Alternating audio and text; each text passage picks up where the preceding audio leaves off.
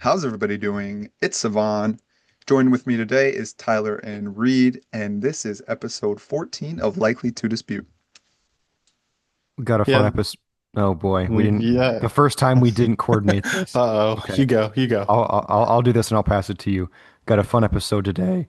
Another team breakdown. I believe this is our number 7 for team breakdowns, which is sad that we're already halfway through, but we're enjoying doing it. We're doing Team Schrader today. No guests, just us three here. But we're gonna kick it to Tyler first to give us a question of the day. Yeah, I got a good one for you guys. We're talking about how we miss football. Of course, I mean, it's the dead of summer right now. So, without thinking about it too hard, if you could pick any two teams to play a matchup tonight with fantasy implications, so just assume this is like an extra early week one, which teams would you choose? You don't have to follow the actual week one schedule matchups. Let someone else figure out the schedule complications. Just two teams, fantasy implications for week one. Who you guys choosing? It could Svan, be, you go yeah, ahead. Yeah, sorry. first thing that came to mind was Ravens Bengals, and they just have firepower all over the place. And so I think that would be fun. Just a nice primetime Sunday night football game. Ravens Bengals, it's a divisional game. You can throw it in Baltimore. Be a good game. My first question, who is the starting quarterback for the Indianapolis Colts in this game?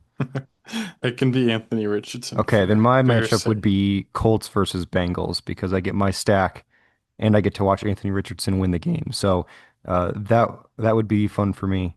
I don't care who is on the Colts, but the Josh Downs Richardson connection might be better than the Joe Burrow Jamar Chase connection in that game. So that's my answer. So you're both saying Bengals then? Well, Savant's Yes. just jealous of my stack, so Okay. Well, I'm going to say two teams that neither of you guys said. I'm going to go with the local Chicago Bears. Yeah, I'll say Ben Johnson's name. Why not? Fun to see how that offense will turn out and getting a sneak peek at that would be, I think, a lot of fun. And then I'll say the Arizona Cardinals just for my own personal bias, having uh, Kyler Murray and Trey McBride. So I'll go Bears versus Cardinals at Soldier Bear, Field. Bears Cardinals just screams Thursday night football, and that hmm. is a terrible answer. If you would have said Bears What? Suns, that would be a fun because That's a a good boring pick. that Then that has a game would good be over in the storyline, second quarter. as it always isn't. Uh, Tyler, is this the game that Luther Burden drops 40 on my bench, or is that not a week one thing? I don't. It might be. I don't think the Cardinals' defense is clamps. Yeah, I was gonna say it's definitely not like the Monkas defense and their ability to stop their opponent from being functional every time they play them. In the semifinals. Shout out Ian. All right. Well, cool. I like that question. It's a good one. So yeah, as Reed said, we are doing power ranking Schrader's team today. I guess we're not doing the power rankings. We're evaluating his team. Savan and I could be feeling a lot better about Schrader's team as we have him in the maybe next year category, similar to how we each had Sandy there last week as well. Reed's a bit more optimistic having him as a team with playoff aspirations, just a tier higher than the one Savan and I have him in across the board at the bottom there. Keep trade cut.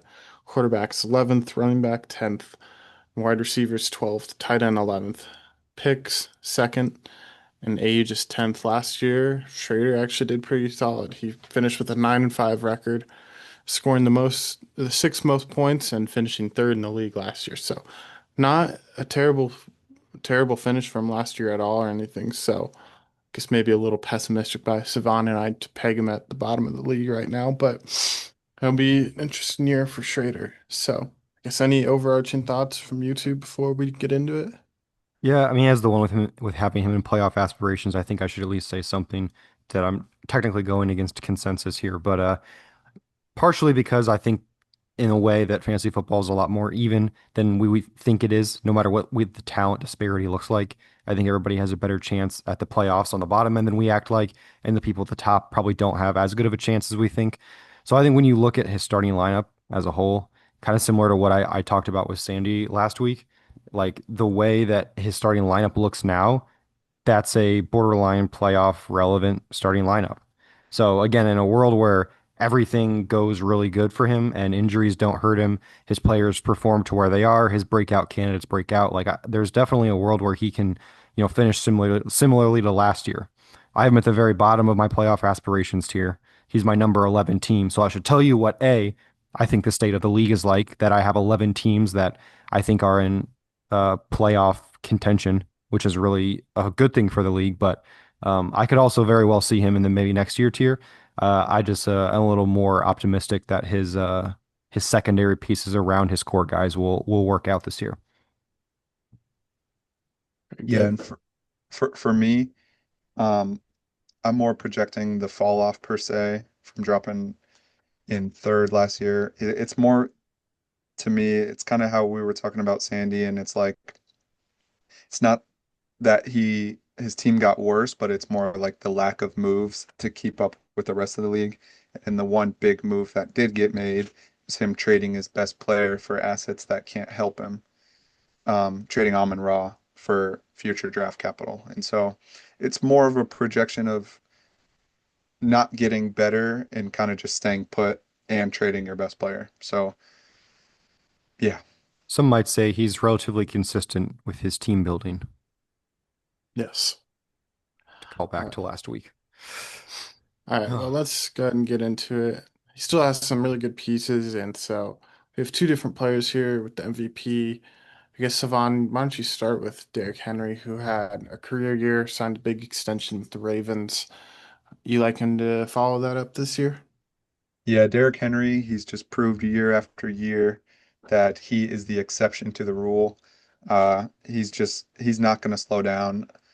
Um, yeah, year one with the Ravens was, I think, broke everybody's expectations. And so another year in, I know he's another year older, but even after that injury, season-ending injury he had a few years ago, he hasn't missed a step. And so he's just going to continue to get the get the ball and run for a lot of yards, score a lot of touchdowns, and he's the anchor of his team. Yeah, last year was tied for the second most career or season touchdowns in the season for him. His yards per carry last year was a really high, almost 6 yards per carry was 5.91. So, and then the second most rushing yards he's had in his career. So I'm totally with you. Not slow it down. That's why I picked him. Reed, I'm sure you don't hate Derrick Henry, but you picked Josh Jacobs here. Yeah, I obviously don't have anything against Derrick Henry. I just didn't want to say Derrick Henry three times here. Josh Jacobs, I think, is just as valuable to his team, slightly less valuable by a small margin, but equally valuable in terms of what these two provide to his team. As we'll get into later, his running back room with these two is clearly the anchor. Like if his season is going to result in a playoff run, it's going to run through these two guys. And I think that Jacobs is slightly less heralded than Henry. Obviously, Henry had an insane year last year, and Jacobs was had stretches where he was playing as a top five running back. I don't remember his exact finish last year off the top of my head, but it was very, very good. Uh, Very poor prep by me here to not have Jacobs finish off the top of my head. That's my bad. RB6. So I'm a fan of Henry, fan of the duo here. They're gonna wreak some havoc. If you can slow those two down in your matchup against him, you'll have a chance. But if you don't, you're gonna be in trouble. Very Yeah, good. I'm not excited to see a fresh Derrick Henry and Josh Hmm. Jacobs week one, which is my matchup. Down goes Monkas, 0-1, week one. We'll see. All right, very good. Well, let's go ahead and look at the most improved players here. Savon and I lining up again, as we both had Xavier Worthy. Reed, you had Brock Purdy. I guess I'll start here, and Savon, if you have any other thoughts, I'll kick it to you, and then we can finish up with Reed. Um, so as Savon, Reed, and I have talked about, personal or within our own group chats and whatnot, and as I mentioned on Reed's episode, I'm not the biggest Rashi Rice fan. Ugh. However, I think some of that, I don't even want to call it disdain, maybe being a little bit lower on Rice, I'm a little bit higher on Worthy. That's where it kind of is made up, and that's where it's manifested. Worthy really came on at the end of last year. He In weeks 15 through 17, he was no lower than a wide receiver 16, going wide receiver 16, wide receiver 11, wide receiver 15. And in those weeks, he had 11 targets twice and 9 targets once. So I think that really, really skyrocketed Worthy's um, stock at the end of last year. Not to mention that he had a really great Super Bowl performance. Although it didn't result in a win for the Chiefs, he still had, 150 yards, 2 touchdowns. So he's clearly built rapport with Mahomes. And I think that he will only be able to build on that this year. He finished last year as the number 33 wide receiver.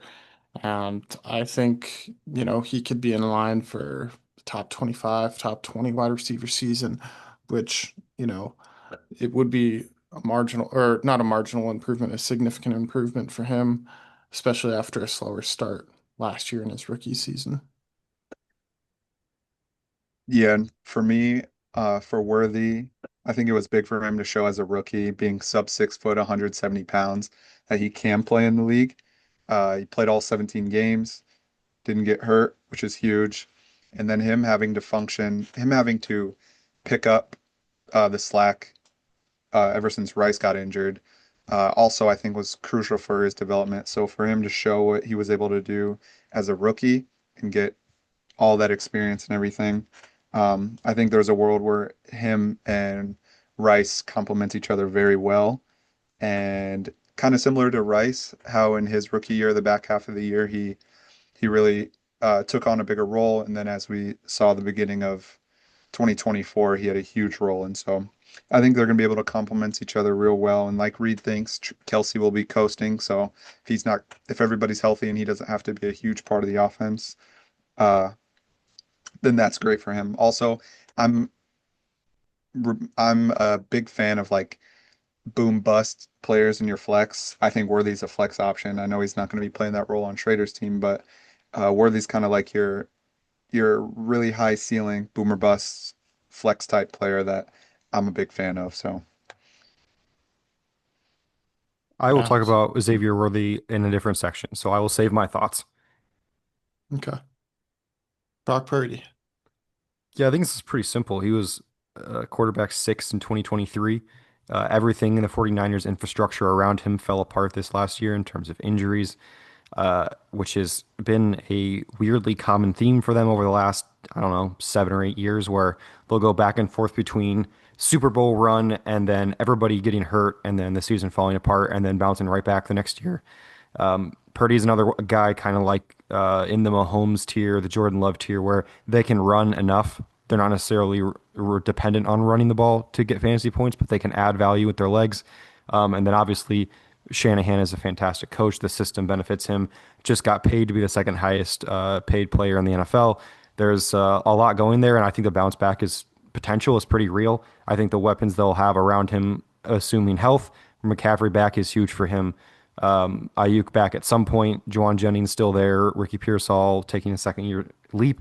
I think there's a lot of potential for him to get back closer to what he was in 2023 statistics wise, even if the play was, doing what he could last year to score points. So I'm a big fan. I not necessarily think he's going to reach a level he hasn't reached before, but more so improving back to the level he showed that made him a first round startup pick for us in the draft prior to last year. Cevan, any thoughts on Purdy there? I know I have him in a section a little bit later, so I'll save mine here, but yeah, I want to touch on one thing. So he played two less games than he did in 2023 last year, Hmm. and the rushing numbers, he had almost 200 more rushing yards in less games. And so I'm not sure what more to believe that he's going to do what he did last year, and he probably would have ran for about 400 yards and like six touchdowns. Or when he played a full season, he ran for 150 and two. So I don't know if that was just a lack of weapons and out of necessity, or if that was more I think because I don't think they were designed runs, obviously, but I think he the showed offensive line play was pretty poor last year, if I remember so it right. was more scrambling. I believe They so. were not designed runs. They were not Yeah, no, calling I know quarterback that. powers for Purdy. but m- I'm just struggling to find why there was such a large jump. My first thought would be just no McCaffrey, or Yeah, I mean I don't those know. check downs to him are huge. I mean, obviously, checking down kind of has a negative connotation in a lot of cases, but you're checking it down to one of the best running backs in football that excels in that area, in the one-on-one area, on a linebacker, on a safety, whatever it is, and making one man miss. I mean, that's why McCaffrey is a fantasy cheat code when he's healthy, is because he catches those, turns it into 10, and then you got 2 points on a check down for him every time he catches the ball. So, yeah, I don't, I'm not, yeah, I don't think the rushing will necessarily improve. But if anything, it'd be probably be a good bet to see it go down. But then the passing numbers improve, the touchdowns improve, and just looking at it, I again poor prep on my part. He actually averaged more points per game this last year than he did in 2023, in large part due to that rushing ups, those rushing numbers that he put up last year. So, yeah, I'm a fan. I think especially as the QB1 anchor on Schrader's team. I think there's still a level there that he can get back to, and I'm a fan this year. All right, very good. Good discussion there. Let's talk about our sleepers here. I guess I'll just follow up real quick. My 2 cents on Brock Purdy because I have him as my sleeper. I like him this year a lot for a lot of the same reasons you mentioned, Reed, and I don't think you mentioned it, but yeah, 31 passing touchdowns in 2023, only 20 last year in 2024. So I think, a few more touchdowns really bumps him up from QB 14 to maybe somewhere in the QB 10 range. I think the reason I put him in sleeper is I think a lot of people, I guess, what I get from talking to people and um, seeing people talking about him online is that he's just kind of thought of as an average quarterback, and I think he's more than that, especially in a great offense, great coaching staff there. So I just think of him as more of a sleeper, but sleeper most improved. I can definitely get behind with Purdy there. So I was gonna in the say, same boat. is it possible to sleep on the second highest paid player in NFL history? Man, I don't feel like he's talked about it Hmm. like the second highest paid player in NFL history. I That's fair. also kind of have a gripe with oh, this is the highest paid player in NFL history because it's reset like every year, it feels Well, like. yeah, it's just it's stating a fact, but yeah, I mean, Yes. it's not necessarily it's not always a one to one with best player, but Yes. yeah, So, yeah, just putting it a different way for me there with him as a sleeper. So, um, I guess so. Who wants to talk here? Cevan, you have Khalil Shakir. Reed, you have Mason Taylor as a sleeper. I'll kick it to whoever's eager to talk about their player. I'll I'll talk about Shakir first. So Shakir I drafted last year at the end of the 14th round in our startup, and he's still currently in the double digit rounds. The reason I say he's a sleeper is because looking back to last year, I know I hate to do this, but if you take out the two most important weeks in Damn it, fantasy, man. I know if you take out the two most important weeks in fantasy, which would have been week 16 and 17, the semis and the championship game, he did not have a stretch where he had back-to-back games under double-digit fantasy points. He, the first month of the year, he was 10 plus. He had a 6 week stretch of 10 plus, and then just sprinkled in there were some single digit weeks. And so he's the perfect guy to put in your flex if you're just looking for 10 points. There's a lot of weeks where we're just hoping for 10 points. And so if you have a guy like Shakir that you know is going to be targeted, he just got paid this offseason too, a lot of money for what looked to be as a very under the radar player going into last year. And so Shakir was somebody I really liked and he panned out. He's not super, he doesn't really have a high ceiling, but in my opinion, he has a super high floor and it doesn't seem to be reflected that much amongst the dynasty community. And so, yeah, just having a guy like him in your flex, I think is super underrated to what Shakir can provide for your lineup. Okay, so I'm gonna push back now because I thought you just said you like boom or bust in your I was just gonna flex. say the same thing. Yeah, but I mean, me personally, but overall, to have Maybe Uh, it benefits to have a floor guy and a ceiling guy in the flex. yeah, sure. But if we're just talking about what Shakir is, he's a flex stabilizer. And so whether it fits what I like to do or not, it doesn't matter. It's what he is. So As you're talking about him here, and I'm looking at his page, I I don't think he's a sleeper. I don't think he's anything super special. He had 9 games last year with less than 60 yards, and I don't I don't necessarily think that he's giving much val like he he he is a piece, but is he really being slept on? What is there like how is he gonna wake me up? I don't see it. I mean, he had 1 game last year above 20 points. I know 20 is an arbitrary number, but still. I mean, he only had 2 weeks where he had double digit targets, and so I don't super see how he's a sleeper. Like, I think he is what he is. And last year he was wide receiver 37, and that's just I'm okay with sleeping on that personally, especially in a Bills wide receiver room that feels a bit vague every year, every off season. It's like, oh, who's going to step up in the Bills wide receiver room? And I don't think Shakir established himself like in a super definitive way last year. And so I'm just a little bit, I don't necessarily view him as a sleeper. He's fine. He's just, I'm not, I don't know what there is that's being slept on about him personally. I fair was enough. just gonna wait to trash on Shakir, but I guess we'll do it now. Sorry, I'm not gonna trash on Shakir.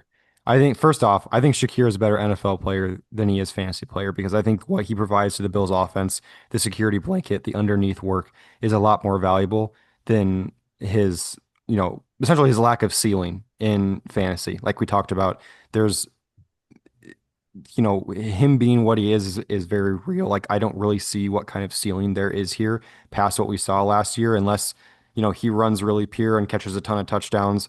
I just don't see that happening with the way that Josh Allen is near the goal line and James Cook was in line with them in terms of touchdowns last year. I just don't see a ceiling, and I personally don't see the value of having a flex guy that basically isn't going to score you 20 points. Like at the very least, like first off, Xavier Worthy only had 2 games with 20 points last year, so I don't really necessarily think he has the massive ceiling that he's built out to have either, but we'll get to that in a second. But I feel like there's value in guys like Shakir, but a lot of it depends on your team build. If, like I said, having a high ceiling guy that might be more volatile next to a guy who you can pretty comfortably put in the 10 to 15 range has value, but a team full of Shakirs is not going to win games because you need spike weeks to win games and to give yourself a chance at a championship. So I think I'm pretty lukewarm on Shakir as well. I don't necessarily think he's a sleeper, but I do think there's value in the right situations and the right teams with him. So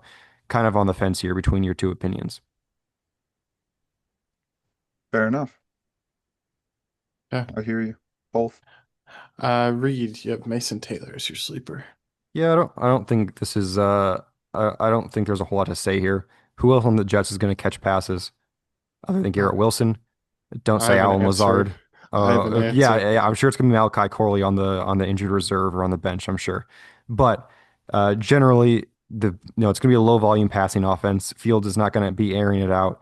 Historically, has not had high passing, just in terms of quantity. So I'm not saying there's going to be room for 1,000 yard season here or an elite rookie year, but they just invested day two capital into him. They have a lot of targets that need to go to somebody. And I think they would love for that to be Mason Taylor after Garrett Wilson. So I think in a tight end landscape where there's not a whole lot of guys who have a super high ceiling that could give you an 800 to 900 yard season, I think Mason Taylor can be that. And I don't think anybody really factors in the fact that that could be him. I know there's a lot of hate for K. Dotton on the pod here that we'll get to soon. So I think there's a very realistic possibility that Mason Taylor is his starting tight end within the first, half of the season. So I'm a fan. A lot of vacated targets. I think he's a talented player, and I think they want to use him in a way that is best for him. Yeah, I'm pretty skeptical about rookie tight ends, and I personally think he'll just be a bench player all year, but fair That's enough very though. possible. Swan, anything else here before we move on? Not really. Mason Taylor, I mean, he's in a situation roster-wise to maybe be able to establish himself as the number two. It's just Yeah, one, he's a rookie tight end. Two, it should be lower passing volume. And I get there's a whole bunch of vacated targets, but there's going to be a sub significant decrease in the Hmm. overall amount of attempts. So this one's just going to have to play itself out. I see the community I see is very split on him, like the player, like the destination or the opportunity, but maybe skeptical on the situation. So I'm also fine with 250 Garrett Wilson targets myself, but yeah. All right, well, let's keep it moving here. Talk about best values here. Cevan, you have Derrick Henry listed here. Reed, you have Jared Judy, and I have Cade Otton. Cevan, let's start with you talking about Derrick Henry, who you also had as the MVP. Yeah, I just think in hindsight, what we know now about Derek, last year was kind of the first year to me it felt like people were starting to fade him. And he proved that he's not going to slow down. I think counting last year, he's got at least 3 years, so two left, and getting a perennial top 12 running back, top 10, top 8 running back at the back of the eighth round that year for sure is going to play all of his games and finish inside the top 12. Sorry, I not just to think that, correct, back of the seventh round. Just yeah, sorry, right okay. before the eighth round. Yep. I just think being able to get that there in hindsight is just too good a value. Yeah, I don't think anyone's gonna mhm. disagree with you too much on that. So definitely agree there with you there that he's probably a bit slept on because of his age and turned out to be a really good value for him. So Reed, you have Jared Judy, one of the kind of breakout stars last year. So great choice for best value here. Why don't you Hmm. say a little bit more? Yeah, top 12 receiver last year. Everyone's gonna talk about how he took off when Jameis got under center, and that's true, but he finished the year really strong. 12th round pick for Schrader in the inaugural draft. I know Savon and I were not a fan of his, to say the least. I think he was, again, you're getting top 12 by total fantasy points in the receiver position is not something to ease that comes easily. So I think there's a lot of value in getting a top 12 receiver. That makes a lot of sense. So I don't have a whole lot of groundbreaking analysis here. I think especially them passing on Travis Hunter makes it even easier for Judy to put up another year with big numbers volume wise for a team that's going to be passing a ton. Him and Njoku, I think, are both going to have huge volume, and I don't necessarily thinking I think he's going to saying I think he's going to be a top 12 receiver again, but a top 20 receiver after a top 12 receiver season for a 12th round pick is fantastic value. Yeah, definitely agree there. Another great value there. I'm gonna go around later, in which Kate Otten was selected in the 13th round, and I'm gonna give him some love here because yeah, I know there's some varying opinions here. Kate Otten has just gotten better year over year. He's been in the league for 3 years, and since his rookie year, finished 26 at tight end, 20 in 2023, and 14 last year and he missed a few games at the end of the season there. I know he had his few big games, and Savon's going to want to tell you that you can just take those out, and he was mid after that. But the reality is Cade Otton has been better each year. And the reason I have him as a best value is he was drafted, like I said, in the 13th round. And this is after some names like Cole Kmet, Ben Sinnott, Dalton Schultz, Luke Musgrave. And I know, all their situations have obviously changed since the inaugural draft, but I'm pretty confident that most people would take Kate Otten over most of those names right now. So I think um, Kate Otten being drafted there was a great pick by Schrader and gives him a really solid starting tight end this year. I know he drafted Dalton Kincaid last year as well, but he was able to trade Kincaid and still has a capable starter in Otten this year. Um, and I think with some questions in the wide receiver room about, Mike Evans' age, Chris Godwin's injury, Egbuka being a rookie, I think Cade Otten is, you know, one of his situation is the least unchanged of those three, if that makes it not unchanged, but seems the most, I guess, cut and paste from last year. between Godwin and Evans, and then the unknown of Egbuka. So I really like K. Dotton as a best value here for Schrader. I know someone, at least one person on the pod who would take Ben Sinnott over Kate Otten. I don't know if I know two of them or not. You don't. Okay, good. Just Oh just yeah. one person who would take Ben Sinnott over Kate Otten. Yeah. Talking about someone on the same roster, I would definitely take Hunter Henry over K Dotton. But Dude. if we Stop want to banging take Drake about May's drum. if we want to talk about last year specifically, yes, he's the tight end one on the team. He plays pretty much the entirety of the game. But if you're looking at his game logs, there's clear and obvious spikes. Obviously, we had the Godwin injury, we had Mike Evans out in and out. And then you talk about Godwin getting healthy, the emergence of Jalen McMillan last year, and then them adding a first round receiver. Um, yeah, I can't really see a world where he is. No, I can't see a world. This is what I'm calling Evans, Godwin, Egbuka, and one of the running backs to out target Otten. So I think Seven. personally, let me finish. I think personally, he's no better than the fifth option. I do agree he has gotten better technically year after year, but for his size and stature to not be as much of a red zone threat as you would think for him. Obviously, they have Mike Evans, the ultimate red zone threat, but I think K. Dotton is fool's gold, and if I was the owner of K. Dotton, he would have been sold a long time ago for whatever value he does have. But some managers don't like to participate in the off season of dynasty activities. 7 games last year with over 8 targets. You can put whatever asterisk you want on that. I will still take that many times. I think I don't know. I think we're on different sides of the coin here, and that's okay. I won't rebuttal too hard. I've talked about him enough here. I like Kate Otten. I'm definitely closer to Tyler. I don't I don't think he's a guarantee, but I am a fan. I don't I obviously we like to talk about different guys in these sections. I don't think Tyler's saying that Kate Otten was better value in his round than Derrick Henry was. Yes. But it's just more fun to talk about some of the guys there. But yeah, I'm a Kate Otten fan as well, and I'm also a fan of the creamsicle uniform in the picture as well. Yeah. So All right, next we're gonna go ahead and talk about overrated. I feel like you've touched on it a bit, Cevan, but let's just get it out of the way.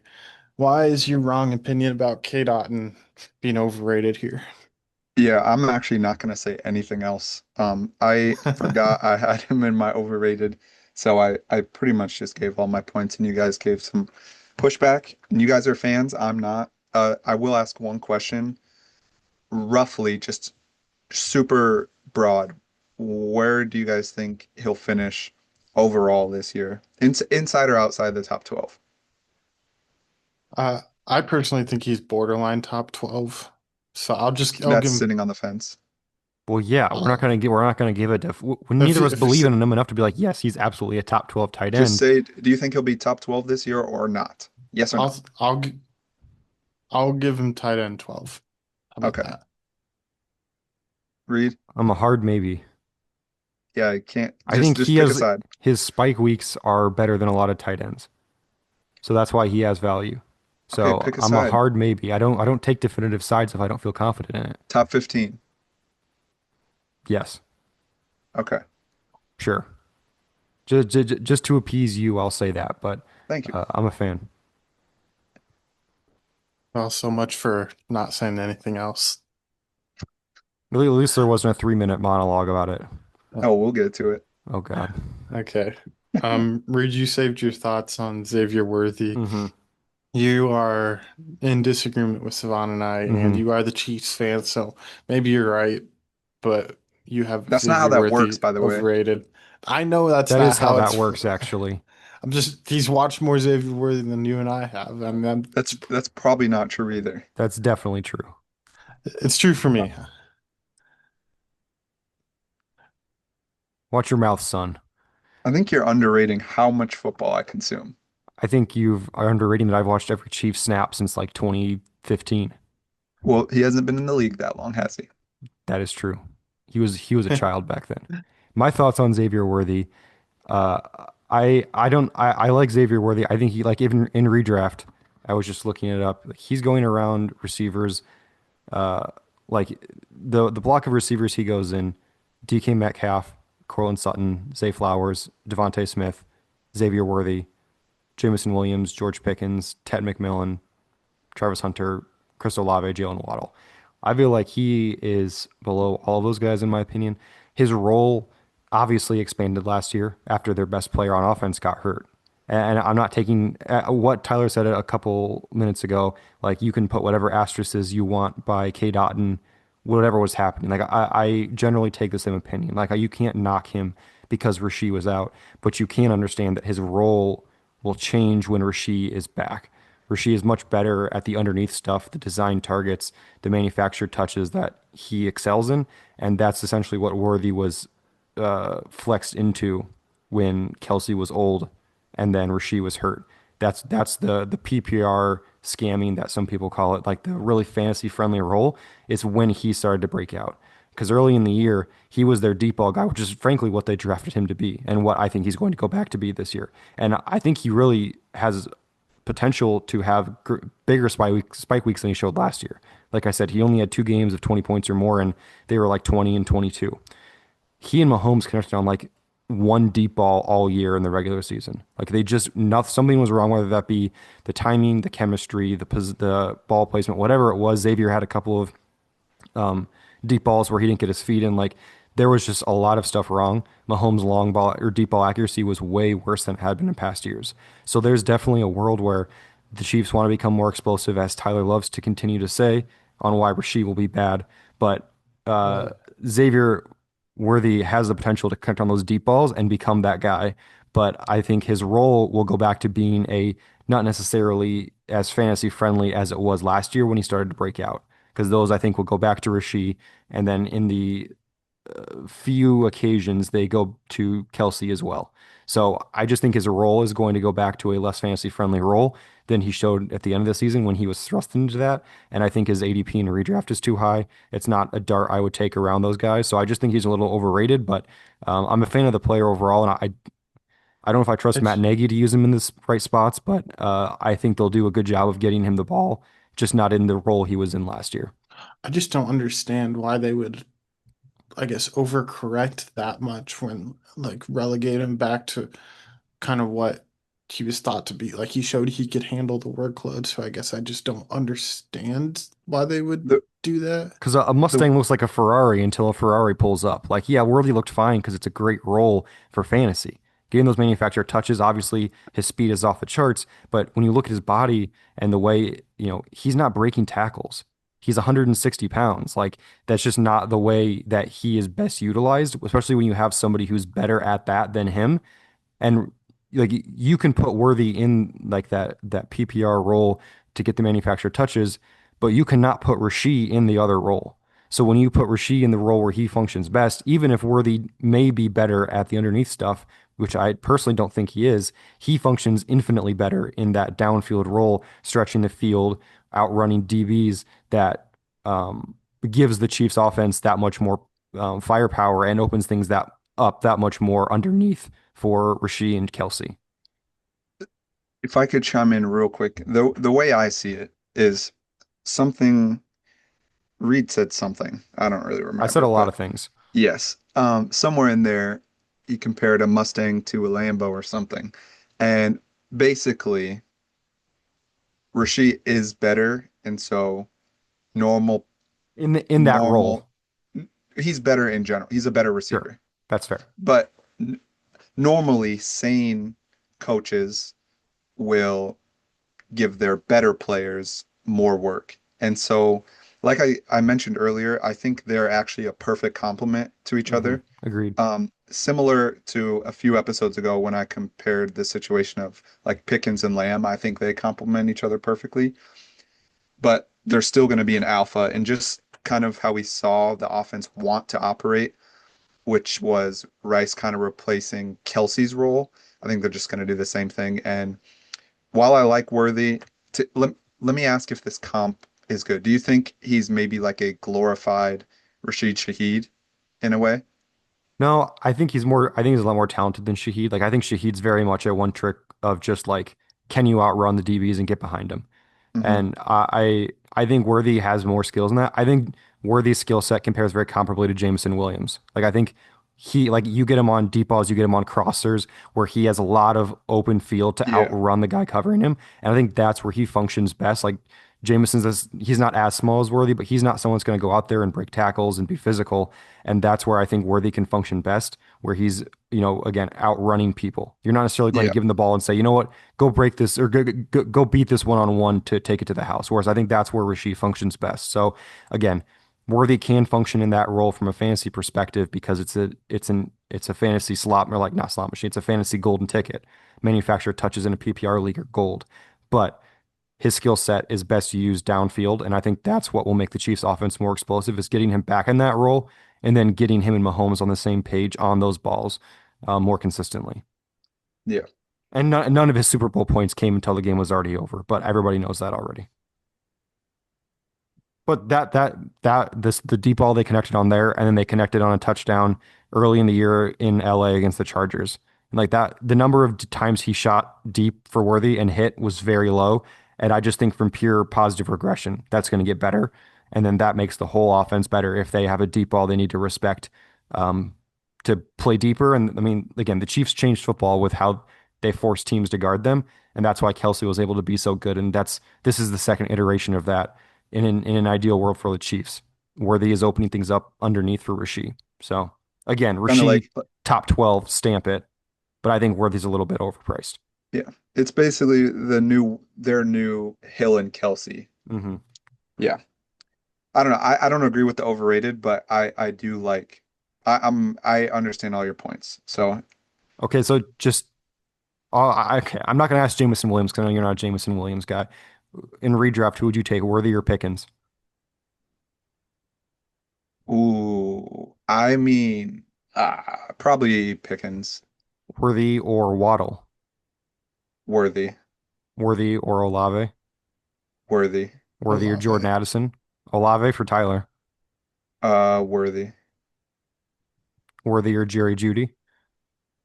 Judy. Okay, so what about the three guys, the four guys in front of him? Metcalf, Sutton, Zay Flowers, and Devontae Smith. Would you take Worthy in front of any of those guys? I would take, no, I think I would take all the other guys ahead of him. Okay, that's fair. Again, his ceiling is very high. I think the Chiefs offense, God forbid, I please hope the Chiefs offense is better this year, and that means Worthy will likely be playing a big part in that. So Yeah, well, I'm a just fan. in that clump, to me, I view that whole clump as like your flex options. Hmm. And so by then I'm those are all guys. If we're building a roster, I would need to look, it'd be situational. Like, do I have two guys I rely so I can trust the boomer bust, or do I have boomer bust and I need more reliable? So I think he's perfect. He belongs in the tier he's in, but it's very subjective to who is Hmm. picking them. That's fair. That's fair. All right. Well, that was good discourse on Worthy there. I guess I'll talk about my player next year. We haven't talked about him yet, but I have Jaden Reed as overrated. He was originally selected in the seventh round of the inaugural draft by Cevan, actually. And Cevan ended up trading him to Schrader. Jaden Reed was kind of a fantasy darling in the pre-draft last year before the drafts kind of took place. A lot of people liked him as a dark horse, top 12 wide receiver candidate. And last year he started strong, but after the bye week, week 10, he only had one game that was above 12 PPR points, which is honestly really surprising.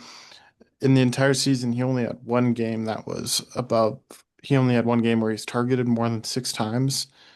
And so I think Jaden Reed has just kind of taken a fall from grace. And I still think that he's a bit overrated. I don't think everyone's as high on him anymore, but I still think there are people there that think Jaden Reed is the wide receiver one in Pitts or in Packerland, and I don't think that's honestly I don't think that's undisputed. I think that is disputed.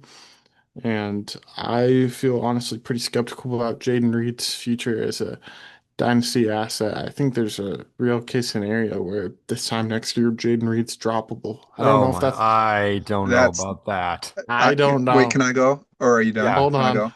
Okay, Hold okay. on. No, I'm not done. I mean, the Droppable? Droppable. next, Come on, man. I mean, what is he? He was worse last year than his rookie year.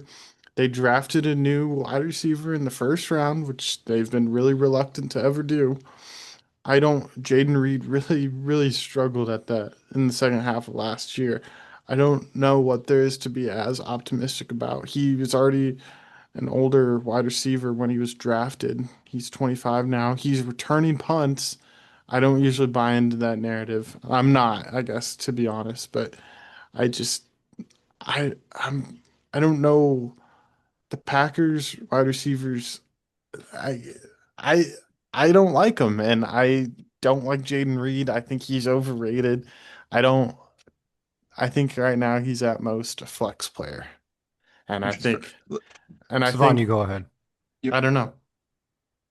Okay. That's fair. And so here's where I'm at with this. So overrated, I can agree with based on what he's been projected to do, what he was drafted to do, and where he's actually finished. So I can agree with that.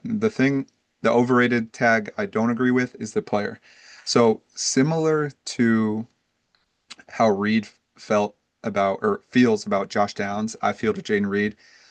I He is somebody that like at least now I know I traded him for Kincaid way back at the beginning of last season, and that's because I was really in on Kincaid.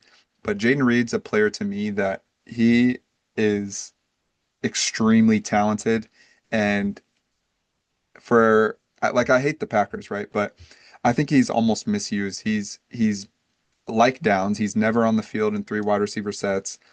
He Sorry, I said that wrong. He's only on the field in three wide receiver sets. He doesn't play in 12 personnel, which is what a big dock on Josh Downs was because Josh Downs, fun fact, this is Josh unrelated, Downs but is. It hasn't changed.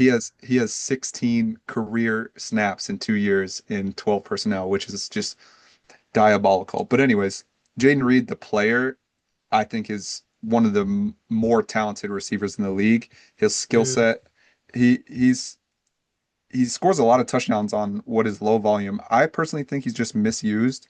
Um, I think But he's someone that could really benefit from a scene change. Now, I know To the that has Bears, nothing to maybe? do. No, I know that has nothing to do with the 2025 Packers, and I know they drafted a receiver, but personally, he's someone I would bet on. Just you bet on talent, you bet on guys you like.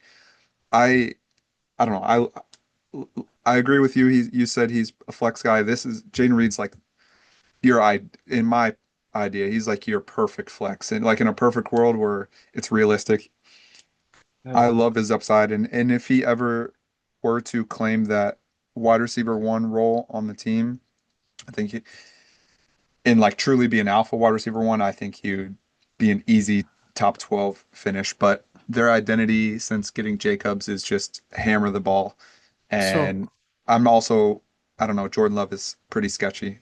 But what? uh I feel like you made more negative points there than positive ones.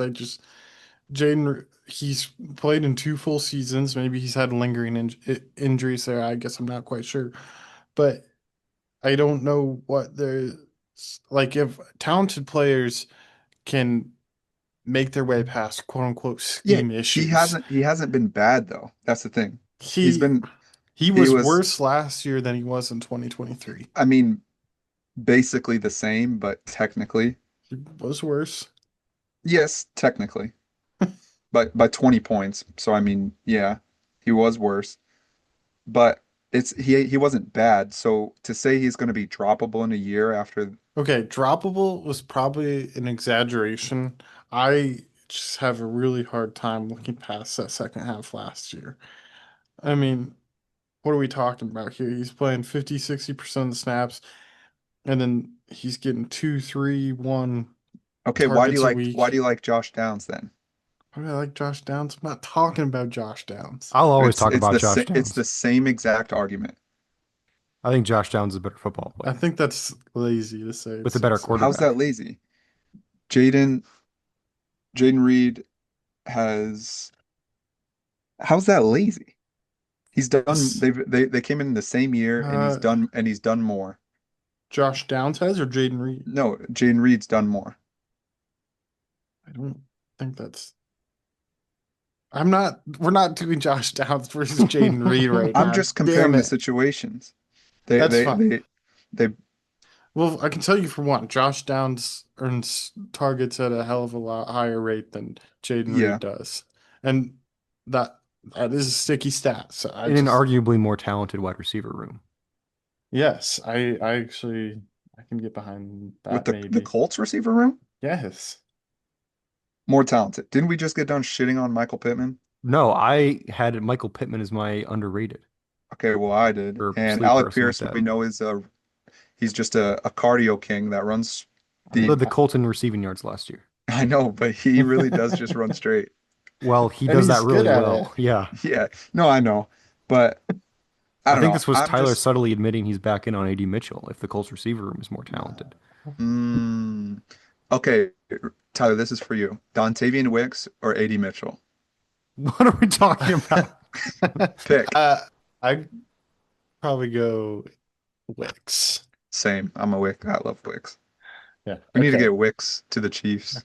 Well, glad we're talking about players that aren't traders on traders teams. So I let's haven't even Okay. weighed in on Jaden Reed yet. uh Okay, go in, go oh, in. sorry. Go ahead. I was in on Tyler's argument until he said droppable, and then I God tuned damn. out. So I said that was an exaggeration. all I'm saying is that if you look at the broad strokes of Jaden Reed's profile, similar to Xavier Worthy, slow start to his rookie year, broke out in the second half of his rookie year, and then highly drafted, and then was kind of a letdown in his second year. But yet Tyler's all in on Xavier Worthy. Okay, I think that's a little silly. But it's no, not silly. You no, can't just say I'm no, Xavier. I'm just joking with you about that one. Okay. After week one last year, the game in Brazil, I was like, oh my God, Jaden Reed's a monster. When he had those like four, I don't know, some of them were busted coverages, some of them he made great plays on them, but he was a monster. And then Jordan Love got hurt, and you know, when Malik Willis was in, they ran the ball like 55 million times a game. So they didn't, honestly, he was still producing better than he was in the second half. But I see both sides. I think he's a talented player. I think he should be getting more usage than he is. Obviously, Matt LaFleur is a lot smarter than I am. So I'm not going to say that he should be getting used more, but it feels like from a fantasy perspective, he's more talented than a lot of the receivers they have on the roster. But yeah, I guess I'm somewhere in the middle. I think as we talked about, he's a great guy you'd like to have in your flex because there is definitely a very realistic path to him being a very productive player. But there's also a world where he gets 3 targets and then 2 targets and then 6 targets and then 4 targets and then you're like, what the hell? So Yeah. I'm kind of on the fence here. I don't have a strong opinion. I have a strong opinion that he's not going to be droppable. So I just I'm not gonna it's so frustrating to want to start or to start a guy that has like a 10% chance of a 20-point game. It's just like I'll pick I someone wouldn't say else. it's a 10% chance unless Probably you actually did the lower. math. No, I didn't do the math. Let's talk. 10% chance is basically what Xavier Worthy had last year. Come on, man. Okay, sure. Mm, Let's talk about droppable candidates. We all had different players here. A lot of Savan, droppable players on the roster. yeah, not Jaden Reed yet. Savan had Soon. Tutu Atwell. Reed has Spencer Rattler, and I have Antonio Gibson. Let's save Reed for last because I know we have What? some Spencer Rattler thoughts. Antonio Late, Gibson's a hot take too. I love Antonio Gibson. That's my guy. love that's him. different. Savan, why don't you stop with or start with? I think probably the consensus best bet to drop Tutu Atwell. Recently extended Tutu Atwell, actually. I wouldn't call it an extension. He signed It was a, before free agency with the same team that he was on. That's an he didn't extension. have a contract and it was a 1 year deal. Can you It doesn't just matter. We're arguing about nothing. Um, Tutu Atwell, uh, he's he has this stretch every single year where for like 2 games he'll get like double digit points and then he'll be the first off the waivers and then those were the only 2 weeks that you were ever able to start him. And yeah, just looking back to last year, wide receiver 80 and then 62, 101. He's eclipsed 100 total fantasy points in his 4-year career, one season. And then you add the addition of Devontae Adams, subtract Cooper Kupp, which is an immense upgrade, and then you finally draft a tight end that you're willing to incorporate in your offense. There's just no room for him. Uh, they also like to run the ball a lot, and so while being one of the, uh, I think they're about league average in rush to pass ratio, and so in the uh, basically what I'm saying is it's all Puka and Devontae, and then it'll be sprinkled in elsewhere. He's just not someone that needs to be on a roster. You're never going to start him in the weeks that he goes off because it's Tutu Atwell, and they really have no ties to him. It's a 1-year deal, and so they already committed that money to him, and so there's no going back on that. He's more just insurance. Um, uh, if Puka or Devontae goes out, and even then, I think it'll probably be Jordan Whittington. And so, yeah, This is just this is more than we ever needed to talk about Tutu Atwell. yeah. So I'm sure you guys agree as well. Yeah, I do. I had Antonio Gibson as my droppable player. He's buried right now behind Travion Henderson and Ramondre Stevenson. I think there's honestly a better than 50-50 shot that Gibson is on no team or a different team by the time week one rolls around, whether he's cut or traded. And I think with each passing day that he's not on the Patriots or that he's on the Patriots, it hurts him because that's less time he'll have to sign with and get acquainted with another team. And I think he's just kind of a career backup at this point. I know Reed said he really liked him a few years ago, whatever. He had a few good years in Washington, but at this point, I don't think Gibson is providing much on a dynasty bench. It's going to be really far and few between that Gibson has a solid fantasy performance, and I think that he's droppable. Henderson Yeah, will be lucky to have a rookie season as good as Antonio Gibson had. yeah, yeah, I want to touch on Antonio real quick. I want to pour one out to the days where Antonio Gibson would march the command or the football team then down the field, and then in would come JD McKissick to just vulture everything. And Reed and I feel like all the time back then, a few years ago, would just shit on JD McKissick because his only relevance was to make Gibson irrelevant. And it was so annoying. And he's kind of like a player for me, like on Johnson, where you wanted it to happen so bad, and he Oh, just everything okay. was preventing it from not happening. And I so actually, I That's a can, shout little out, dramatic. no, shout I, out Antonio and shout out on. On Johnson literally played in one game in his entire career. What are we He was like talking about? he wait, was no, he what? was like Jonathan Brooks. Like Carry on Johnson. Yeah, I'm looking at the right guy. Carry on Johnson literally never recorded a carry in his career. What are you talking Wait, about? okay, yeah, I okay, don't think either on you're okay, sleepers bugging out then. Sorry. Let me pull it up here. Carry on Johnson definitely had a solid rookie year. Carry on oh, Johnson. Okay, so yeah, sleeper was bugging out for some reason. Carry did it on have it? Johnson in his career amassed 1,200 yards rushing. Antonio Gibson had that in like his first I game. understand. I'm just comparing it It's in like the to same me vein. personally. It's Like it's not the just a same player. vein. No, yes it is. I'm saying There's a million these are players who didn't no. get to the levels that we wanted them to. Comparing a guy who was never the starter to a guy who was a top 12 fantasy But running back I don't, was a little bit much. I think that's all he's saying is they just didn't get to the level you wanted them to get Well, to. then That's use a it. player who's not insulting to the legend that is Antonio Gibson. There is no legend. The legend is JD McKissick.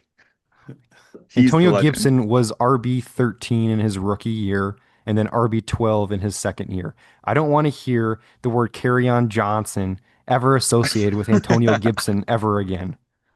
Do you okay, Tyler, we're on the same page. Yes. Okay. Antonio Gibson was RB 13 in 14 games his rookie year. All right, Spencer Show some damn Rattler. respect. 5 years ago. I'm not saying that's relevant now, but it might be. But on Johnson could have is the Oh, he thing. could have. I could have been in the NFL too. What the hell are we talking about? Okay, Spencer Rattler.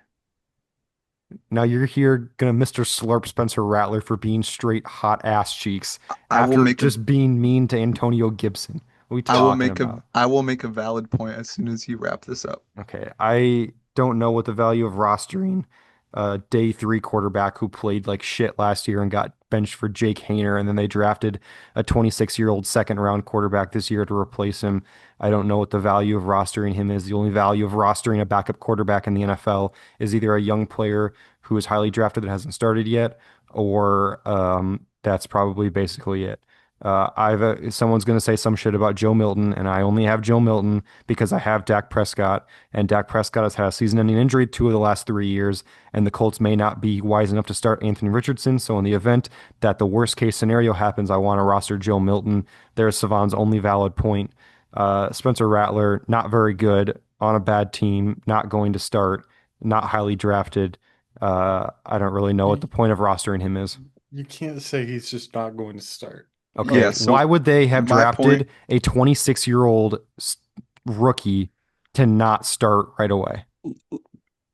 here, my point on this real quick is now at this very moment that we're recording on June 28th, 2025, I would say 29th. he's It's the 29th. okay. I would say he's not droppable because they haven't named a starter. Now, if you want to say Shuck is 51 to 40, 51% going to be the starter, that's fine. But until he is the starter, then you potentially have a starting quarterback. In worst case scenario, he enters your lineup and gives you Ugh. 8 to 10 points. And so, and we You want all, I fucking don't, 8 to 10 points in your super flex? What are we talking about? if he's your there, I mean, going into the draft, he only had one quarterback. And so if Well, we're past the draft now, and he has a lot of quarterbacks. okay, well, my point is there's no starting quarterbacks on waivers, and Correct. until Spencer Rattler is deemed not a starting quarterback, then he shouldn't be on waivers. That's Uh, the only point. Now, if he's not the starter going into the week, you can drop him before the season. I have no qualms with that. But until he's not the starter, then he should be on the team. so are you telling me right now that if Spencer Rattler was dropped from Schrader's roster, you would pick him up? Yes.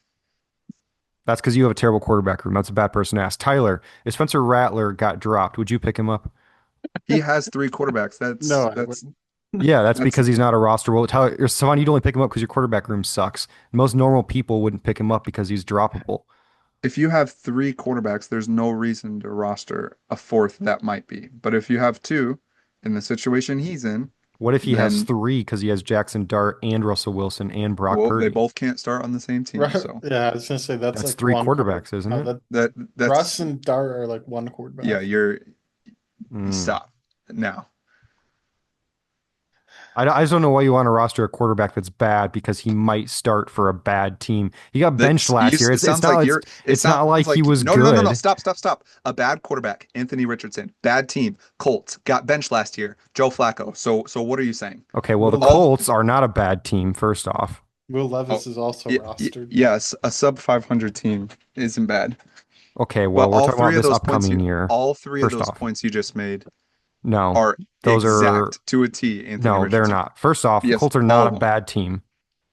They Sub were eight, 500 it isn't good, is it? they were 8-9 last year. Sub 500 isn't good, Yeah, is yeah, it? but we're talking about this year, upcoming year, not this last year. Okay, so we don't know the records. Yeah, yeah, and I'm saying that the Colts are a playoff contender and the Saints are not. And if you disagree with that, you're just being dumb. Exactly. Second off, Were the Commanders playoff contenders last year, or were they projected? I think they were projected 5.5 wins. They yeah, sure. won. And then they got So the number two overall pick and then took Jaden Daniels. Do you think Tyler yeah, Shuck this is Jaden Daniels? that was after exactly my point. No, well, no, Oh, that's I not my agree. exact point, but I think they exactly. have similar play styles. I'm just kidding. Second off, calling him a bad quarterback would be accurate for last year. But regardless, we're talking about next year and not last year. Because again, last year Okay, he got benched for Jake Hayner. So I'd rather get benched for Jake Haener than Joe Flacco, who's That is just 40. ridiculous. Jake Haener had never played a snap. He was in his second year in the league and wanted to see what he was capable of. Hmm. Joe Flacco was trying to keep a bad team in the playoffs. Joe Flacco led the Browns to the playoffs the year prior. Yes. So would you rather get benched for a good quarterback or a bad quarterback? Well, I guess they were at different points in the season because the Correct. Saints were, Bad. Yeah, they were yeah, bad. Yeah, and the Colts are fighting for a playoff spot. That's right, right? yes, in Oh, another bad okay. division. Okay. Well, yeah. I'm not arguing the division's good. Not that the But NFC yeah, South is a good division either. so by your analysis, Anthony Richardson and Spencer Rattler No. are one and the same. No, that was literally the worst analysis you ever given on this podcast. And It was I say you that said it. without no. Your comparable there was worse than somehow following up comping Antonio Gibson to carry on Johnson. Was somehow worse. You followed it up with the next player with a worse comp. Okay, well, I say we move along here. Savani, you should be ashamed of yourself after this segment.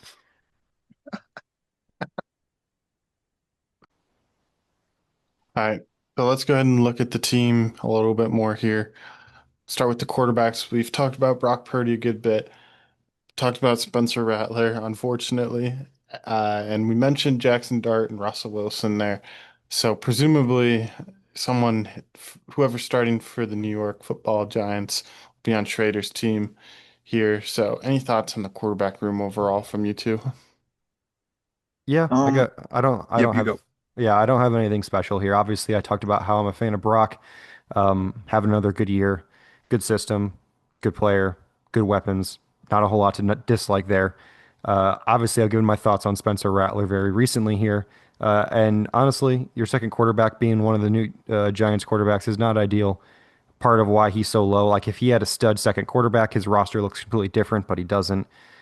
So again, part of why I have him as my number 11 team. But again, in the end of the day, Jackson Dart comes out and looks really good. His team looks completely different, and there's a playoff run there. So not a great room, but or sorry, not a league worst room, but definitely not at the top. And if as we just compared his room to Cam Thorne a couple of weeks ago, it's definitely towards the bottom of the league. Yeah, I really like Brock. I think he's a bona fide QB1 in Dynasty. Um, Uh, we touched on Spencer, and then the Giants quarterbacks. Um, I think Jackson Dart, we can all agree, was a big reach, and we've already talked about how Tyler basically asked him if he wanted Dart and got no response, but he Cam ended Ward, up do you trading mean? him. Yes, sorry. So that's why he took Jackson Dart right after at 1-8. But then was able to get Wilson, and so gonna be able to start uh two quarterbacks until the bye weeks. So hopefully they're not on the same week, or that could get ugly. But yeah, Well, I heard definitely Spencer not. Rattler might be starting, so maybe he will have a quarterback for the bye week. Yeah, definitely not a good room, but has a very solid piece as of right now, and then has the unknown of Jackson Dart, which will likely be more relevant in 2026. I would push back on Jackson Dart being a reach in the rookie draft. He took a first round quarterback with the eighth pick. Like, obviously, this smart choice would have been to trade up a spot and get Cam Ward, but I don't think it was necessarily a reach to take Jackson Dart there in a super flex league. Like, Hmm. I think personally, I know I'm still higher on him. I think Dayball is a good coach.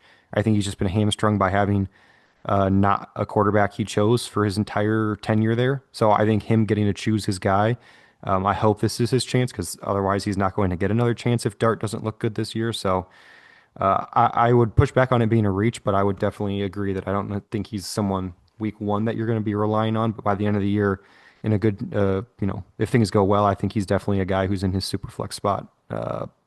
Second half of the year, hopefully. Yeah, the only reason I'm calling it a reach is because I know when we got to that point in the draft, Camden was trying to trade up heavy, and Hmm. so knowing pretty nobody was going to take him in the next four picks. So had had he just like done his managerial stuff and checked, he would have been able to easy sling a deal back and still get the same player. That's just from my perspective.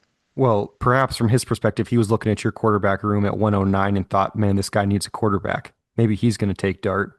and then he just Uh, wanted to snatch him up. I had Pat at the time. When you took pick someone at 109 in the deal, you traded Pat. Oh yes. Fuck, that was that long ago? Yeah, Yeah. Huh. yeah. Yeah, maybe. No, I never would have taken Dart there. Go Schrader. So, But all right. Well, I Russell Wilson was sneaky okay when he played last year. So I just wanted to bring that up, I guess. I liked Thanks for Wilson the tip. last year when I had him, but overall, this the quarterback two spot here is about as nothing a burger as you can get without it actually being nothing. Yeah, the Giants will be rough. Quarterbacks can be rough in that super flex spot. So that leads me to my question wait, here. real Oh, quick, touching on. So when I said I think he's a bona fide top 12 quarterback, you scoffed at it. Could you Hmm. expand on your scoff? Whoever it was, That I was don't even Tyler. know. that was Okay, yeah. I don't like dealing in absolutes and saying bona fide Only the Sith is deal in absolutes. yes. Saying bona fide is like making it sound like it's a guarantee that he's top 12. And I like Purdy, don't get me I wrong, but I just think his floor is so high. that's a lot different than bona fide top 12. Yeah, but all you need to do to be a top 12 quarterback is be consistent. And I think he he has the criteria to do that. Especially with him being like Reed was saying, he didn't play in 2 games and he was QB 14 with no weapons. And so if QB 14 is his floor and he didn't even play a full season, then top 12 should be relatively easy. I'd To say go ahead. good. No, you go. No, you go. I was just saying I save the term bona fide for Josh Allen, Lamar Jackson, Joe That's Burrow. fair. But That's fair. But I think after those top 5 quarterbacks, you can kind of just pencil in whoever you really want to in the next 7. And so he's someone personally that I would put in the top 12. Just so everybody knows, each of us individually have been putting together our dynasty positional rankings for some episodes we're going to do later in the year. And just they're rough right now. Nothing is finalized, but for Brock Purdy, Cevan has Oh, him as his number 10 quarterback. Tyler has him as his number 16 quarterback, and I have him as my number 13 quarterback. So I wouldn't necessarily go with the term bona fide, but I would say that it's perfectly fine to have him in the top 12. I have him one spot out of it. Savon has him comfortably inside of it, and then Tyler, shockingly, as someone who likes high okay, floor players, hold on. has him that low. Hold on. Those are dynasty rankings. This is 2025 outlook. Savant said he was a bona I, fide dynasty top 12 quarterback. I did say that. And Okay. I'll stand on that because I mean he just got a gajillion dollars and he's still young. So So I guess. did you not hear the whole thing and scoff at the this year top 12 is why you scoffed, or did you scoff at the dynasty Yes. aspect? More so the this year bona fide Okay, top that's 12. fair. But bringing up those power rankings is dangerous, man. Because I prefaced that they were not I know. finalized. Stay I tuned, end of the year, yeah. some fun episodes where we'll end just of the make fun of summer. each. Yes, thank you. End of the summer, we'll just spend probably closer to 3 hours just making fun of each other. So Yeah. should be a fun time. All right. Well, let's ask this question real quick. Assuming they're starting, should Russ slash Jackson Dart be starting every week in the super flex spot, or should that spot be open to his other players? I guess what I'm sorry saying is just because they're quarterback, should they be starting every week in that super flex spot, or are they so low points floor or whatever, however you want to word that, that should that spot be open up to other players for him?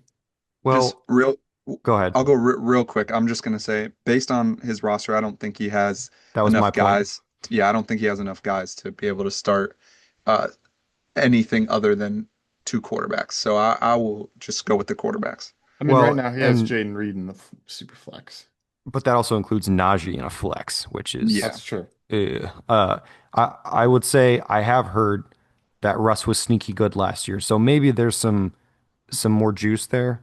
But yeah, if you're on like a loaded roster, like you have really good players, like solid flex options, I think it becomes more of a question. But for him, I don't think there's any question that they're definitely locked in. Because if Russ is playing poor enough that he shouldn't be super flex worthy, then I would guess he's not going to be in there very long. So Yeah. I'd say yes. Okay. I would probably agree. Good. All right, let's talk about running backs here. We talked about the duo up top with Henry and Jacobs. Going down the rest of the list here, we have Najee Harris, Antonio Gibson, rookies Damian Martinez, Dylan Sampson, Jordan James, and veteran running back at Cincinnati, Zach Moss. Any thoughts from you two about this room outside of Henry and Jacobs? Heather, I think you should go first, given your hot Okay. take before we started recording. I like Najee Harris. Um, I like Najee Harris at least to open the year. I'm curious to see how his role with Hampton looks, but we saw Gus Edwards and J.K. Dobbins have success at different points last year with John Harbaugh in Los Angeles. I think Najee's been fine. He hasn't been super great, and I think Najee's dinged probably a little bit too much just because he was a first round draft pick and he has kind of just been average the last few years. But I think they gave him, you know, good money this year to start some games for him, and I think they aren't necessarily in a big rush to rush into the fold here. So I think Najee definitely has value this year, at least in the first half. So they're not rushing Omarion into the fold, but Ian's the clear number one Oh my team without a gosh. starting running back. We're talking about what? Don't talk about both sides of your mouth here, man. Pick a side, take a stand. They can both have value. But he's not getting rushed into the fold. So what value does the fold not have? And does He's a okay. 1B constitute a starting running back on the clear top team in the league, head and shoulders above number two? I yeah, I mean, your running back situation isn't that much better than At his. least Whoa, whoa, my whoa. running backs are starting on an NFL team. Damn. Welcome to the corner you've backed yourself into, Tyler. I hope it feels good. Come on, Tyler. Dig it out. Dig your way Well, out. I don't feel like I have to defend myself here Yes. on Schrader's episode about my take for Ian. Ian's quarterbacks are so far and Fucking above. slurp him more. We get it. But when his Okay, second running back is not okay. a starting NFL running back, it feels hard to say he's leaps and bounds better than the second team. You don't have a I like. have two starting NFL running backs in my running back spots. Okay, He great. doesn't. You don't have Josh Allen or Lamar Jackson. He has both. Oh my God. You That's didn't not. mention that. I forgot about that. What are we doing here? This is disrespectful of This is an Schrader's team. ambush. Are you good, Tyler, or can I go? I'm good. I mean, Okay. I don't. I feel like this episode has been the episode we brought up the most number of players that are not on his like Dontavian Wicks got brought up, AD Mitchell, Josh Downs at one point. We're bringing up like everybody that's not on his team, and it's been interesting. On I agree. Johnson got brought up. What are we talking about? Jake Hayner, JD JD JD McKissick. McKissick. It's a Real good quick, one. I'm not a big fan of any of these rookie running backs, but maybe one hits. That's fair. All right, I'll try and gloss over this shithole. I'm just kidding.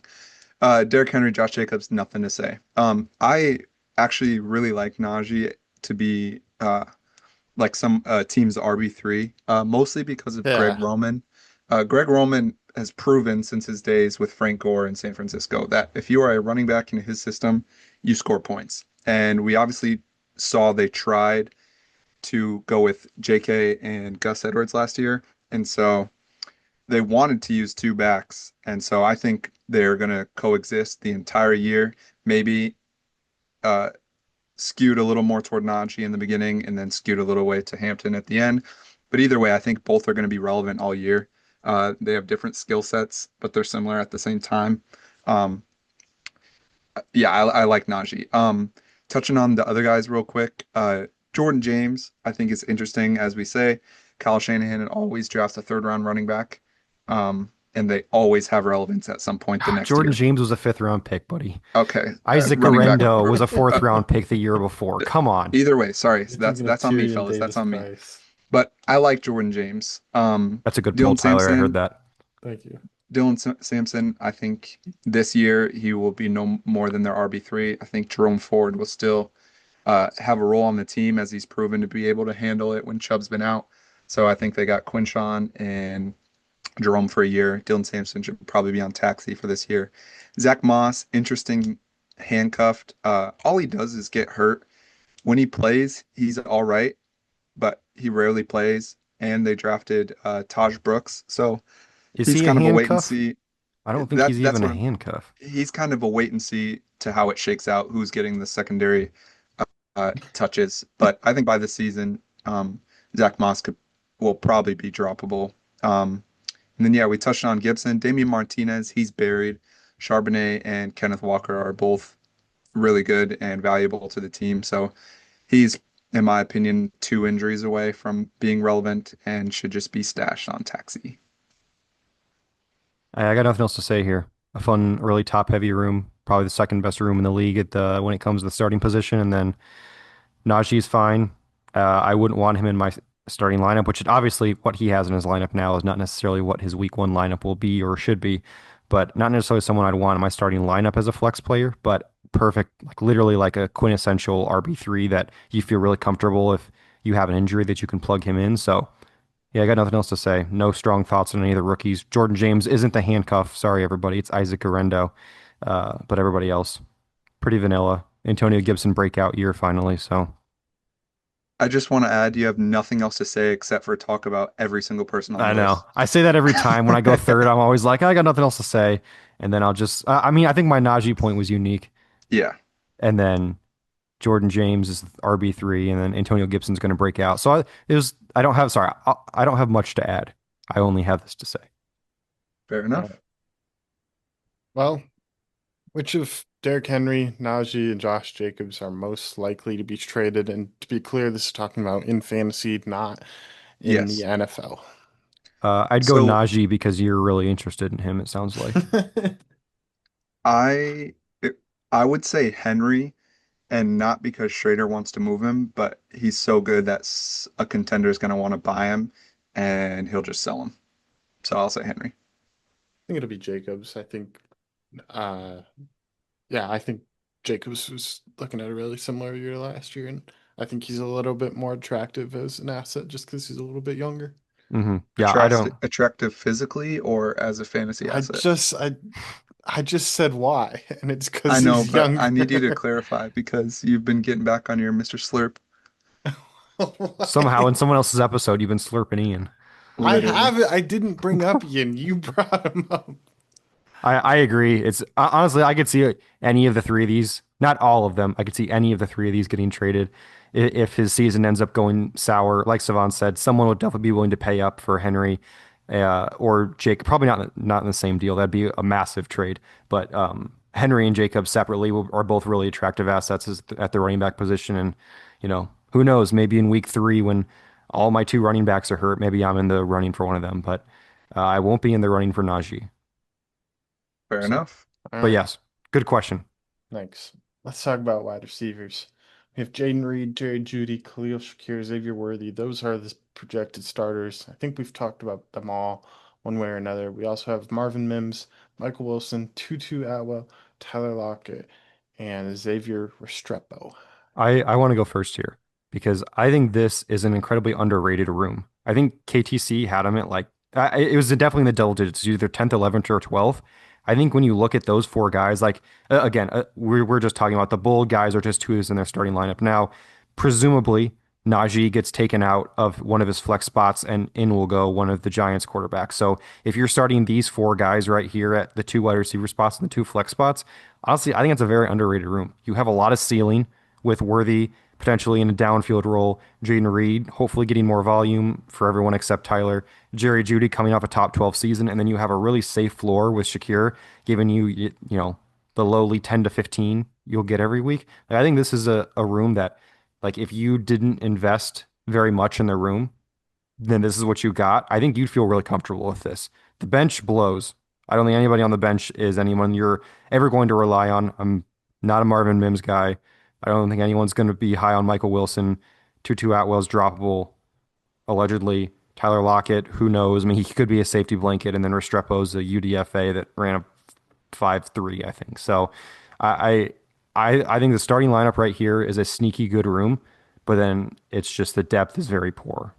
So, I don't think it's sneaky good. I think it's rated properly. I like Judy and Worthy, but well, reading, the room as a whole is properly rated because everything yeah, after the top four is just fodder. But the top four, like I feel like if you that was your four, it's an I don't underrated room.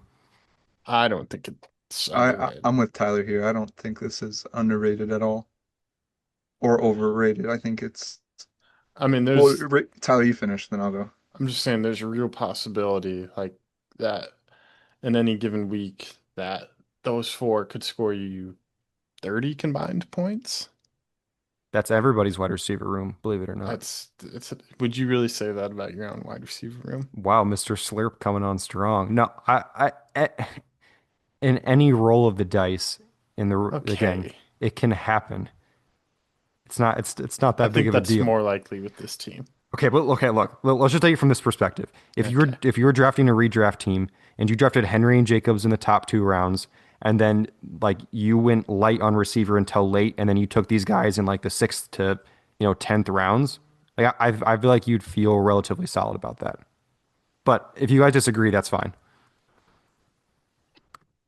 Yeah, just from my perspective. So yeah, after the top four, the bottom five, the only one that interests me at all is Marvin Mims, and I'm real uninterested. But the top four, yeah, to me, I would only feel comfortable with any of those four if they were in my flex. I don't think you can stamp any of them, not even Judy, just based on the situation with the Browns and their quarterbacks as even a wide receiver too. And so while they might have varying ranges of outcomes, I wouldn't want those four to be my starting. And so a I think it's a bottom of the barrel receiver room in the league. Tyler, bottom of the barrel, is that accurate? Yes. Oh, shame. Shame. All right. I guess my eye for receiver talent. I guess I just know ball more than you guys when it comes to receivers. That's all. Okay. All right. Well, let's go ahead and just talk about tight ends. And I Oh, don't really have much else to say because I talked about K. Dot and don't have much to say on Mason Taylor or Hunter Henry or Taysom Hill here. That's the four tight ends. Traders team. Guess do you guys have any other extended thoughts on this room? I think Taysom, Taysom I probably think won't he's be out play for the for. season. He's not out for the year officially, but I would be surprised because it was a late season, like 12 to Yeah, 14 week, or in week 12 to 14 was somewhere in there. So, and given his age, if he did play, I'd be very surprised if he made any impact. I just dumped him for fab. a fob to Schrader, so like I didn't. I don't think he's a factor at all the rest of his career, but we've doubted him before, so Maybe I don't he's know. Yeah. droppable. He I definitely, I would think, argue, is droppable. yeah, Yeah. well, he'll probably, you can IR, store him on, ideally. yeah, you can store him on IR, but he's Maybe he'll be entering. starting over Spencer Rattler. I mean, I'd bet on him over Spencer Rattler. Okay. Well, he's entering droppable territory, and then we touched on K Dot. Hunter Henry, he's just been like sneaky solid his entire career, dating back to when he was on the Chargers. He was pretty solid actually last year. Seemed to be Drake's only like reliable, consistent weapon. Um, and so with more talent added around him, I think his role can only increase. He's still tight ends last longer in the league. I mean, he's only 30, so uh, I would view Hunter Henry as his tight end one this year. I'm sure you guys actually I don't know. That's not that bold of a take. So It is. So even though K. Dotton scored more last year in a better offense with a better quarterback and is younger, Hunter Henry's the tight end one. so Hunter Henry has more points than K Okay, did that year, that's but fair. Scored more okay, points on a per game basis. sure. You can say that, but scored less Factually, points, but factually, he scored also more on a also point per game factually basis. scored less on the K That's season. true. So K Dot draw it up also however you want. They're about the same. I would just view Henry's situation as better based on the pecking order. Stop banging his drum, man. Come on. No, seriously, K. Dotton, obviously Bucky and Rashad are pass catchers. Mike Evans is getting his, Godwin's getting his, Is and he? we assume Egbuka will get his. So, and then Hunter Henry, just has Diggs, and we'll see what Kyle Williams is and Pop Douglas. But He's droppable too, I heard. And they're not droppable simultaneously a couple days he later. got dropped and then got dropped up. Okay, read anything else here? No, I have nothing else to add. All I right. talked about Taylor and Otten. Hunter Henry's meh. Yeah, agreed. Cool. Let's get on with it. Let's talk about hot takes. Cevan, you're starting us off with a short one, but a good one. That's what she You're, said. you're saying Schrader is the owner of the 101. I'm going to assume you're talking about the 2026 101. Is that correct? Yes, I don't know what other 101. I'll be honest. 2027 or 2027. 27A, I don't know. Okay, no, yeah. So, obviously, now this is where it gets hot. You guys, No, I know what would exactly you, what you're gonna fucking say. It's gonna be dumb as hell. Just say it's gonna be for my pick. Oh, where would you guys say this is the on the spice meter? What do you like It's pretty like, the regular take? what do you mean? This take, the owner of the 101. really low. Well, yeah, really low. Okay, so here's how we spice it up. So, my boy Schrader has 1/6 of the first Sorry, I round draft ruined it. capital. 1/6 of the first round draft capital, and AKA two that, picks. yes, and But the so math that does check out. I'll give him so credit. that doubles his odds, I don't know if that's how and that works. it does. How That does is that not if double? you assume every pick is worth the same probability of getting the 101, it doubles his odds. But that's obviously not true. Well, this is my hot take, and I have got 0% of the time to talk. This is girl math. We get it. So he's got two picks in the first round. His team's not great. The other team allegedly is in the upper echelon. Just knowing Reed over the last couple years, he does have a tendency to miss the playoffs. I know he was in the championship last year, but with owning Reed's first round pick, it could get real interesting to see Reed crumble this year after Kenneth Walker gets hurt, after Garrett Wilson gets cut, Oh boy. Wow, and that escalated quickly. After Anthony Richardson gets hospitalized. So Wow. my bold statement is he will be the owner of the 101, and it will not be his own pick. That's that is pretty bold. Do we like it? I like it. I'd like it a I lot more if you actually didn't move me to the number one in your power rankings like 3 episodes ago on Hey, on the pod. we all know the number one player never wins. That's why I didn't win an LM last year. That's why Fuck everyone you, keeps Rob. bashing the power rankings bot, but yet I don't know, whatever. cool. Well, pretty hot abusive on.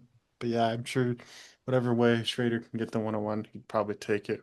And then Give him probably this. traded to Cevan Yes, give me the 101. for Spencer And, Rattler and DJ Giddens. and then I'll trade it for 3 firsts. Okay, well, let's keep it moving here. Talk about Reed's hot take. Reed's Schrader ends the season with no top 12 running backs in total fantasy points. Reed. Yeah, I don't think anyone outside of his top two guys is really a threat, so we don't really have to talk about that, but I for years and years and years, I have been on the anti-Derrick Henry train because I'm not saying the wheels are going to fall off, but I don't want to be there when they do. And I'm not saying the wheels are going to fall off, but I'm not going to be there when they do. You, Derrick Henry, if Saquon didn't have the year that he had, everyone would be slurping him. I mean, he had almost 2,000 yards on his own, tons of touches. Josh Jacobs, 1,600 yards on his own, 350 touches, whatever. Like you got two guys who have a lot of wear and tear on the tires. I think it's very possible, not just from injury perspective. No, sorry, without an injury, it would be nearly impossible for both of these guys, or both of these guys, to miss the top 12. So my hot take is that they both have issues. I don't really know.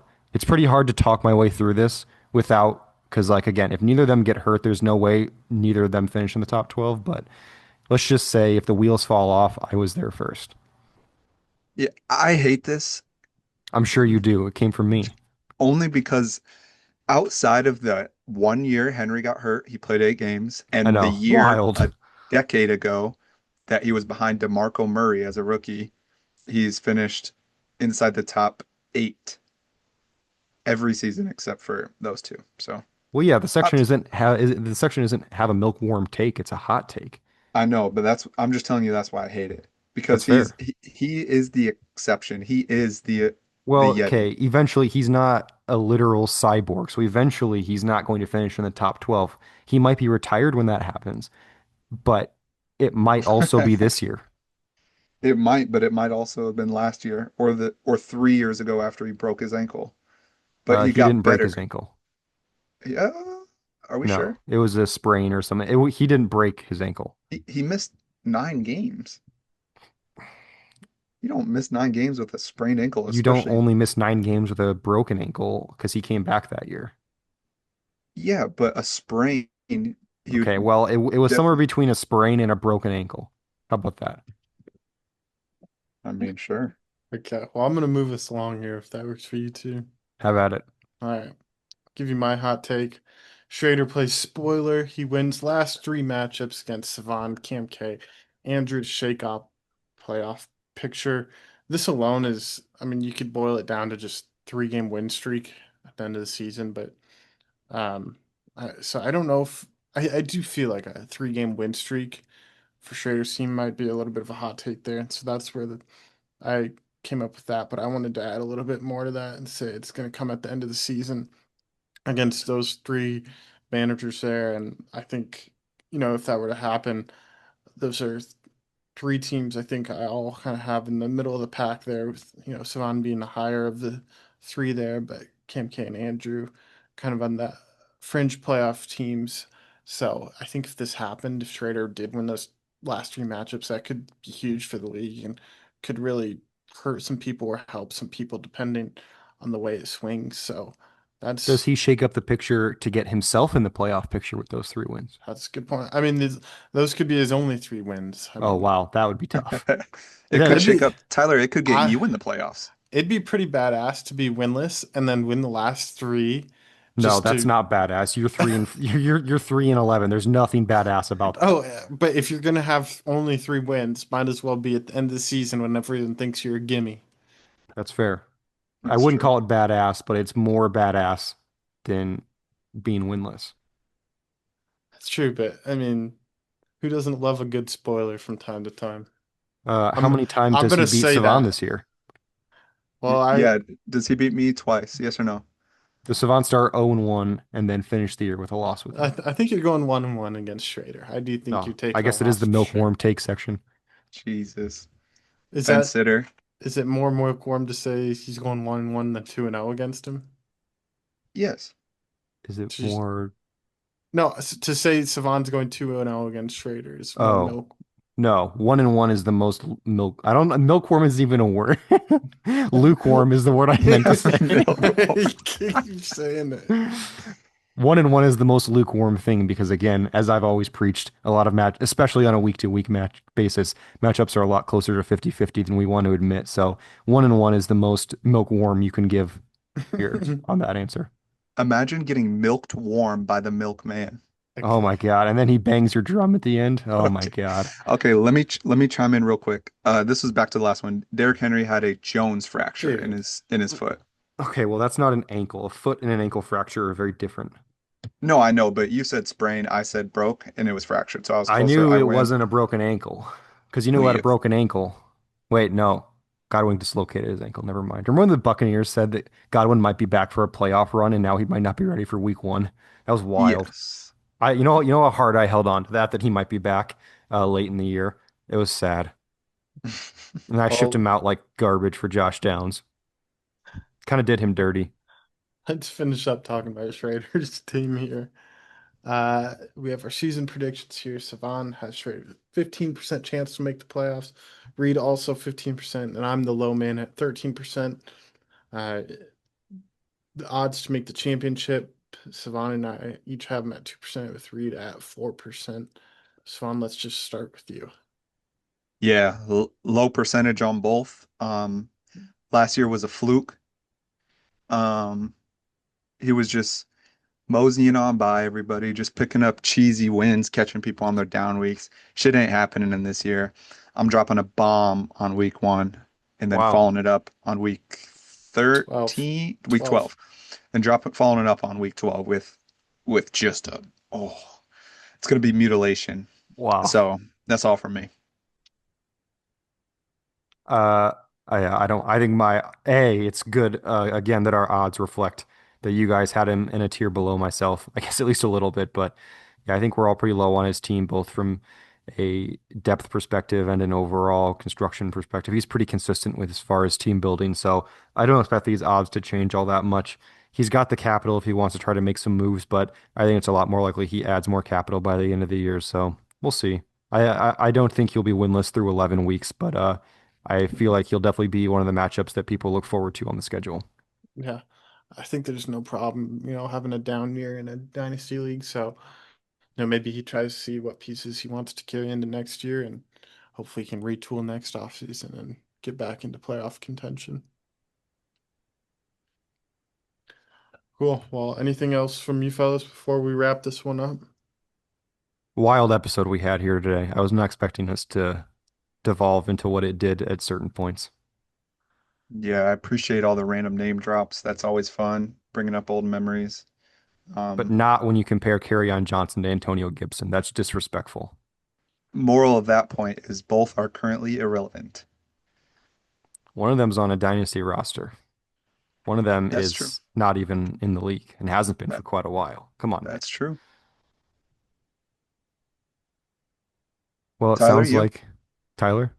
I don't have anything else. It was a fun one. Glad Good. you guys got more ammo to use against me in time. Good.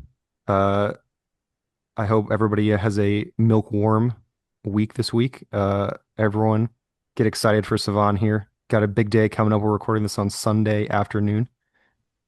Big day for him. So everyone, hit him in the chat when you see what's going on.